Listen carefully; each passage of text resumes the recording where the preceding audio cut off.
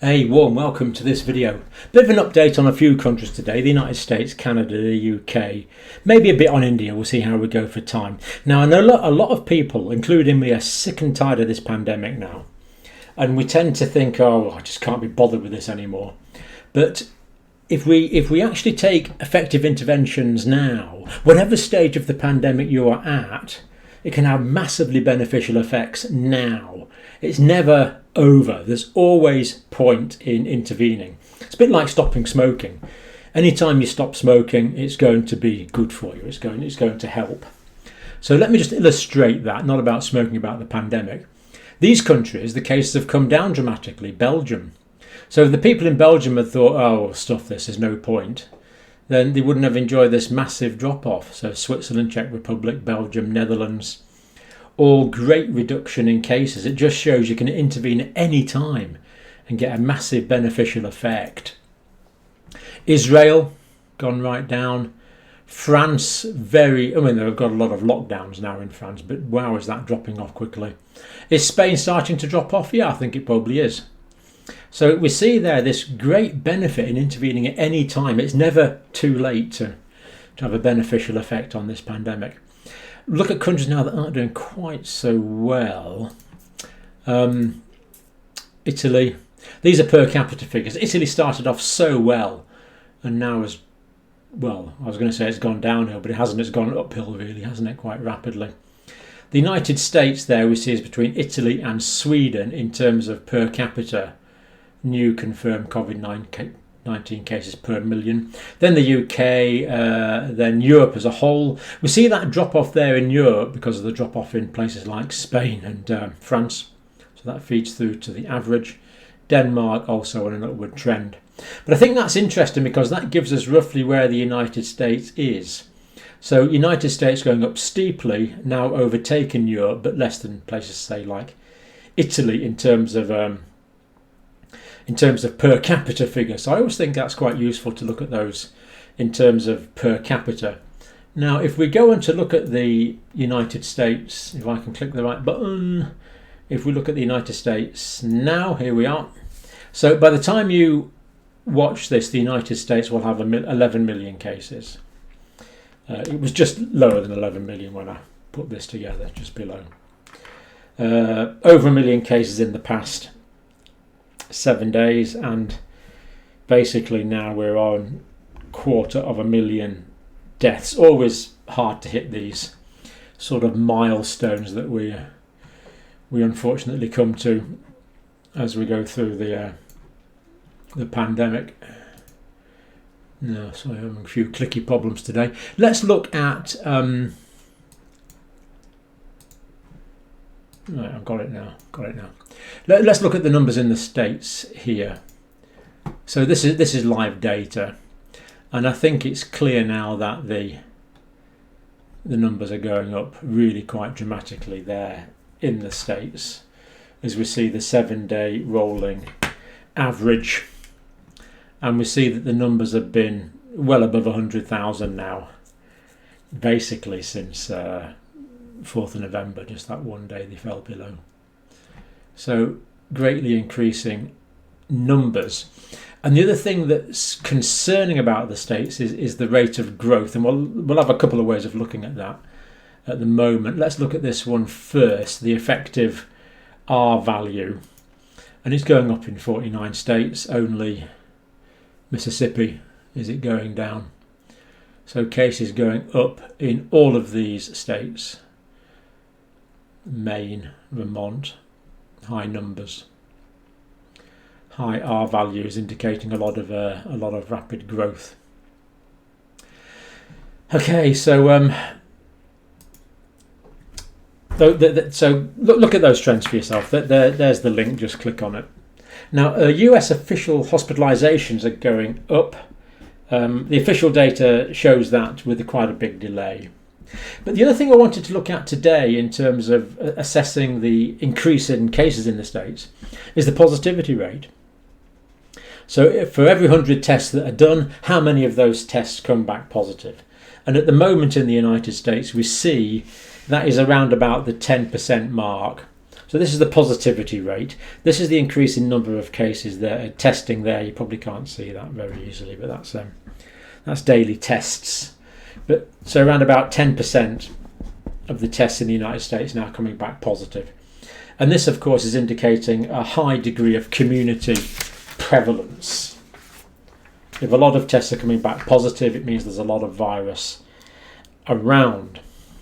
Now, looking at the example of California, case numbers doubled in the past 10 days. All ethnic groups, all age groups, all geographical areas.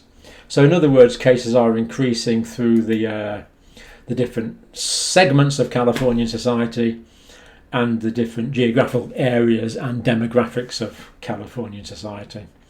And this is the fastest it's ever increased so far. Now, the governor said he's pulling the emergency brake on reopening, reinstating broad restrictions across California.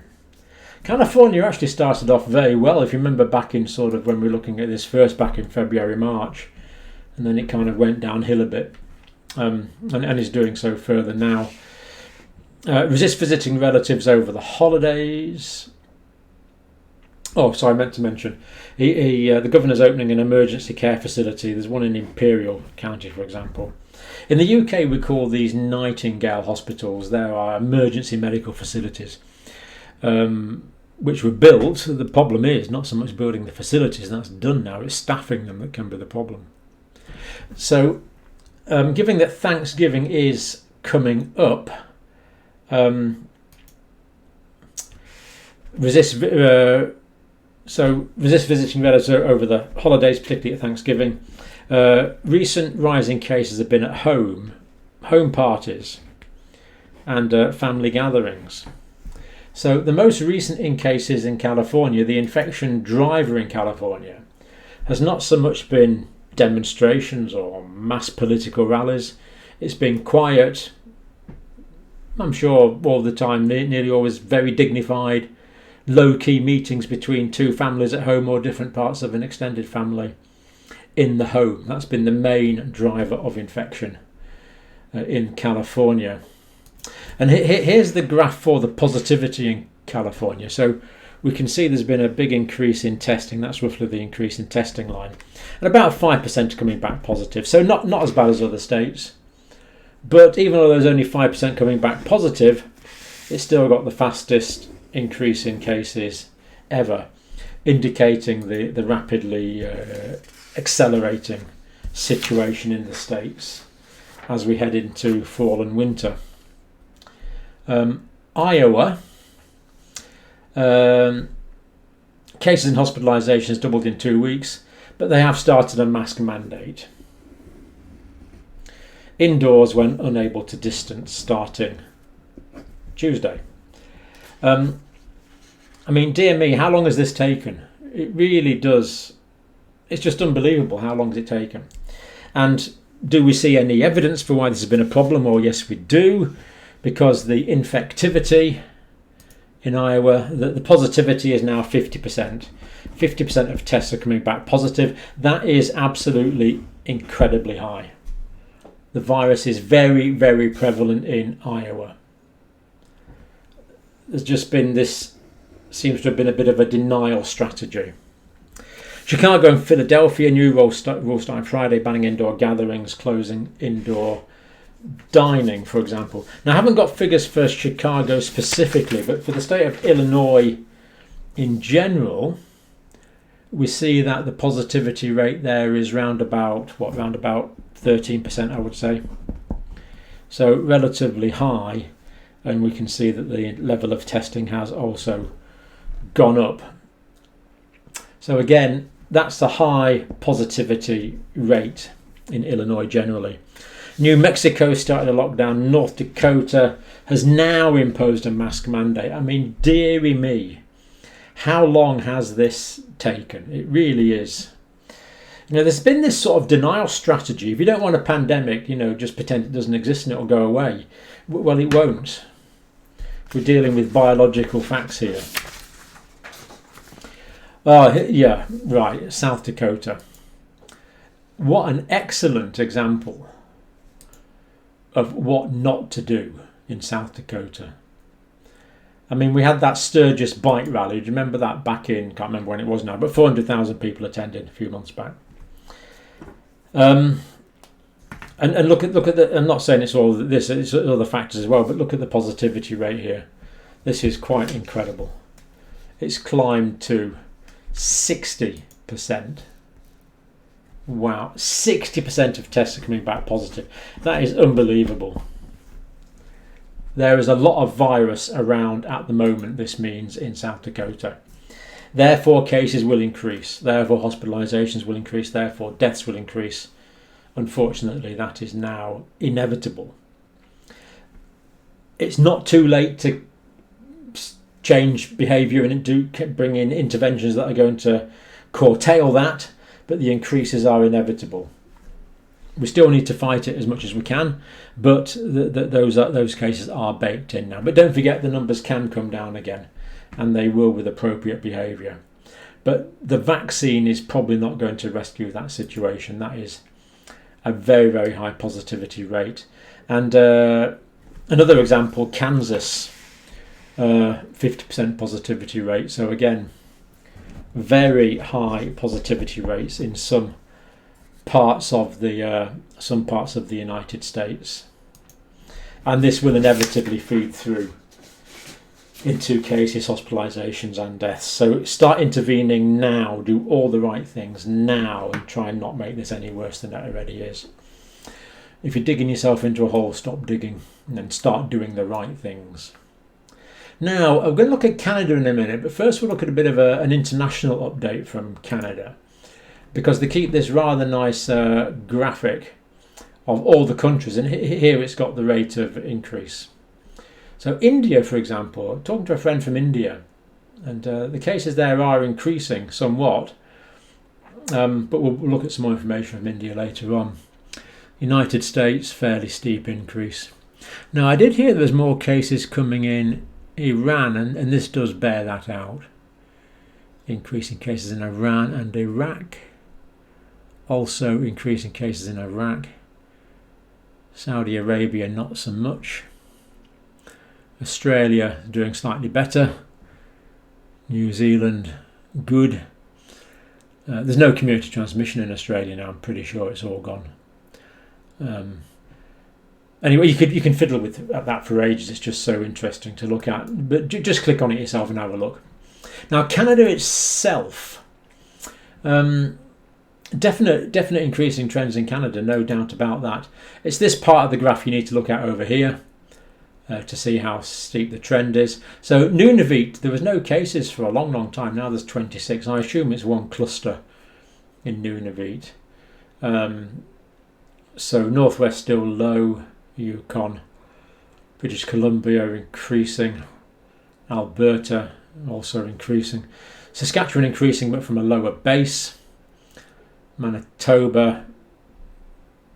The shape of the graph speaks for itself, doesn't it? So cases definitely increasing in, as we see there, in Canada.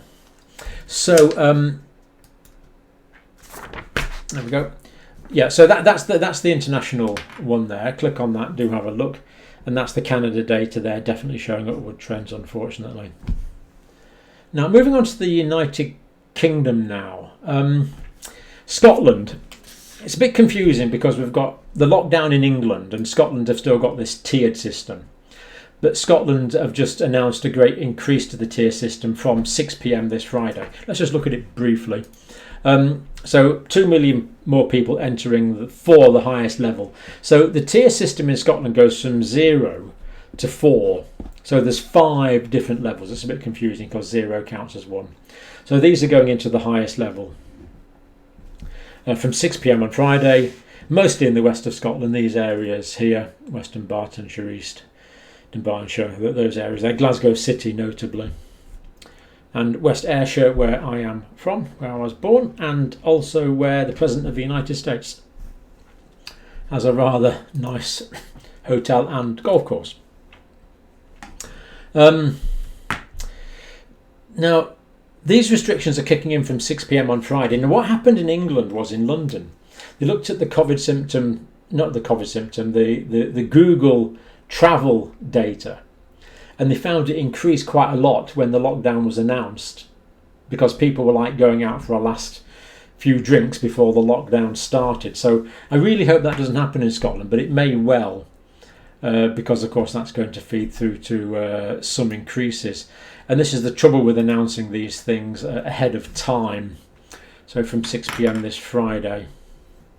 Now the UK as a whole,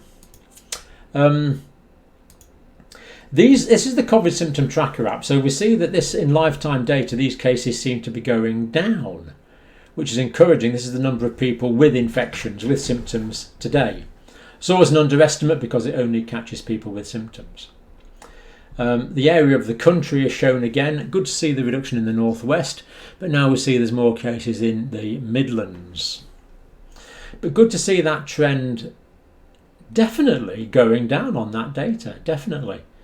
I think we can see a stop motion of it here. September going up, October going up. Remember, this is the number of people symptomatic on any one day, and going down now in November. So I think that's a pretty definite trend there. And of course, this is live data. Now, the official data is always a bit behind it, really. So what can we look at here? This is,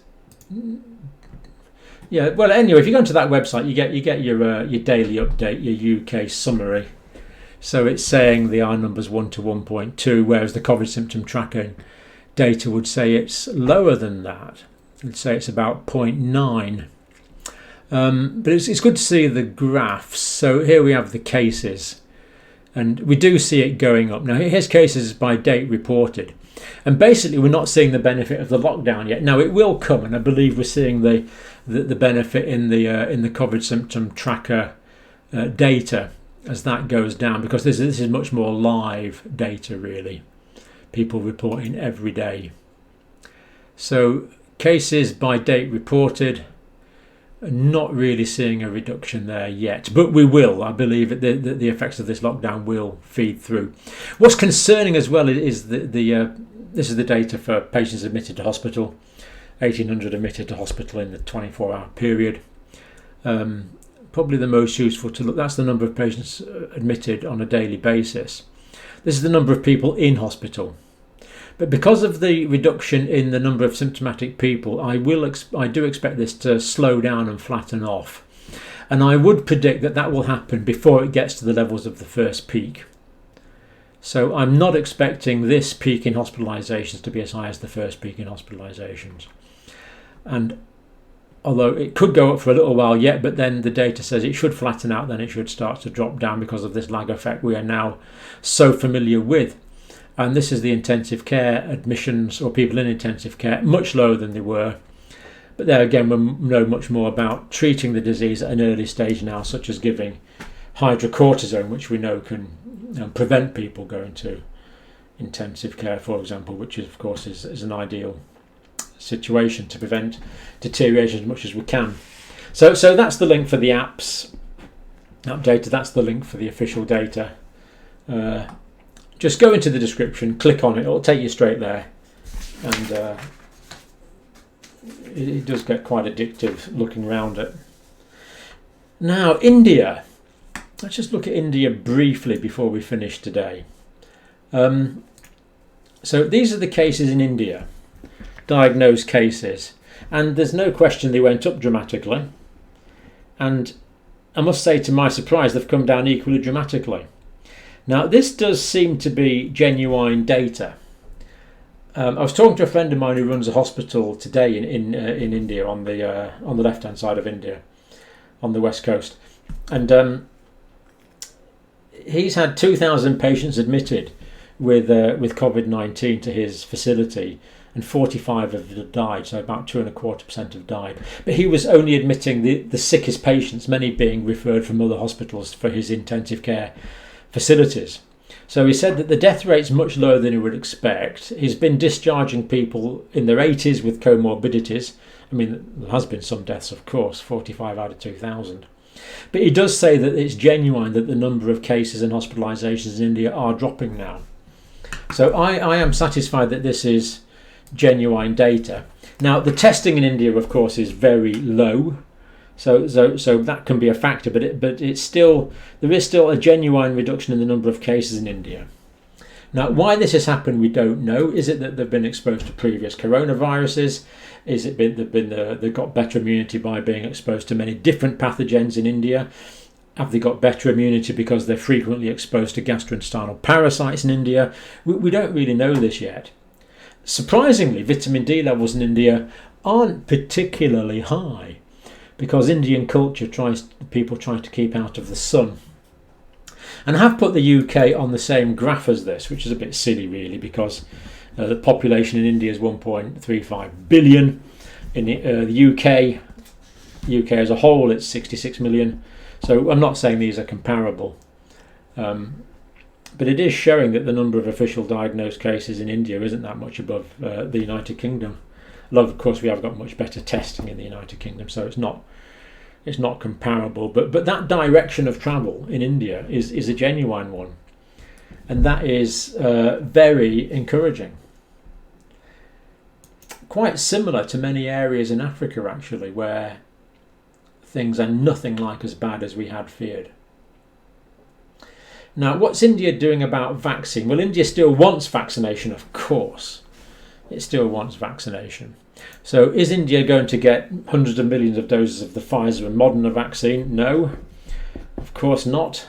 This has been pre-booked by many other fairly wealthy countries, Europe and the United States. And it's also really quite expensive, relatively speaking. So the idea that 1.3 billion people will be getting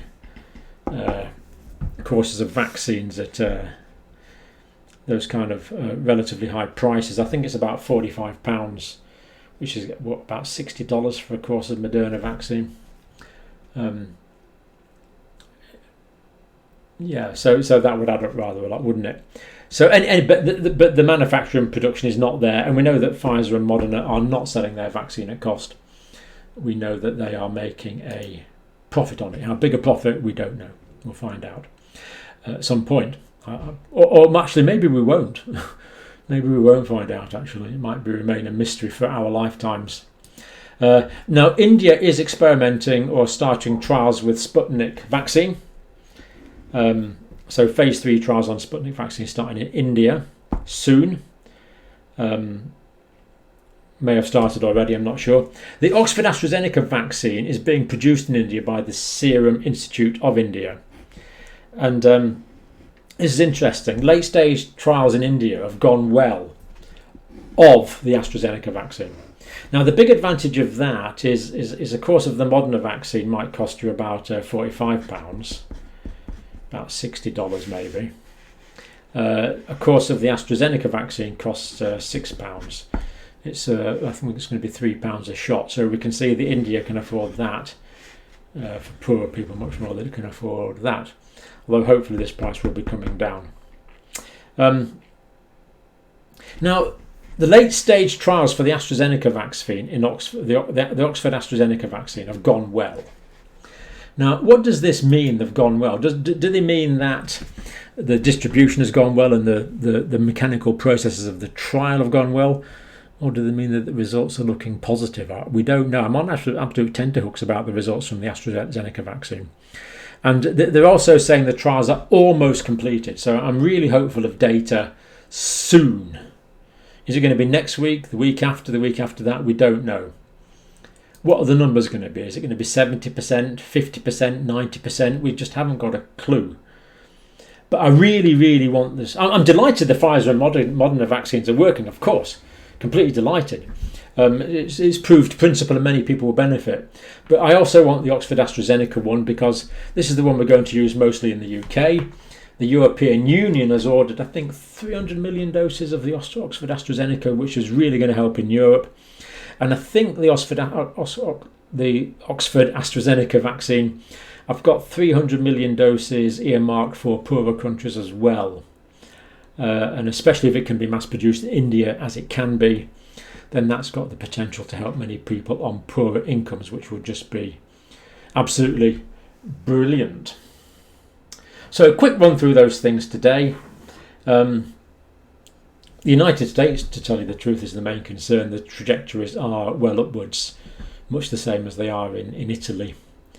And it's a long winter to come, and the vaccines are not here yet. I mean, even the Pfizer and the Moderna vaccine, we're waiting for the 2-month safety data. So basically, you've got to give a group of people the second injection of the vaccine, then you have to wait a full 2 months to see if side effects develop. 2-month safety check. And that's not going to be released for another week or two, probably the 3rd week in November. I do expect emergency approval to be granted after that, though, but the vaccine is not going to get us out of this immediate problem. We need hands, face, space, ventilate, and all the other things that slow the spread of this pandemic, bearing in mind that wherever you are with the right behaviour, the numbers can start coming down again. Okay, thank you for watching this video as always.